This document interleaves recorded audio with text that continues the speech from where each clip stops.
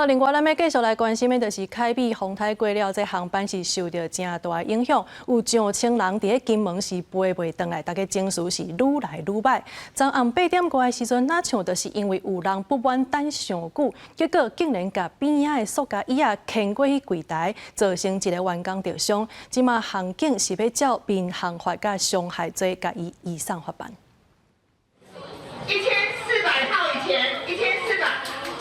候补柜台头前，真侪人伫咧等叫号，有旅客是伫咧遮等2天啊，总算等到，心情真欢喜。太高兴了！风太内乱，班机无法度飞，日落又搁拄到外围环流所带来大风大雨，航班规个拢大乱，旅客吊伫咧金门几落天啊，而且飞机总算会当正常起降，不过逐班拢客满，有人为着要等机位，规气困伫咧机场。3天4天都有人。哦，是哦，现在没地方可以住，就要睡这里。没关系啊，就是说不方便一下而已啦。大部分的旅客虽然无奈，不过拢真配合。但是也有民众敢若是因为等加性地行起来，竟然甲坐这个塑胶椅啊，等咧柜台内面，利用航空的柜台人员惊一个，结果一位员工的手受伤。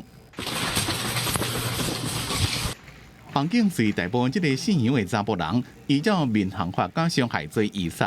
风台影响交通，凯美风台拄走，伫菲律宾东方海面又有热带扰动伫咧发展，大家就关心是不是变做风台过侵袭台湾。目前的话，台湾附近这边的风险是比较大一点，所以它在逐渐靠近台湾的过程当中，是有机会再稍微增强一点，是不排除有机会来到热带型地区啊。那要再进一步增强的空间，目前来看是比较有限。气象署有测受到低压带影响，明仔载后日2天，真侪所在拢会落雨，尤其是东部甲南部地区有短暂阵雨甲雷公雨。无论是毋是有风台要来，大家拢要注意大雨可能会造成的灾害。记者综合报道。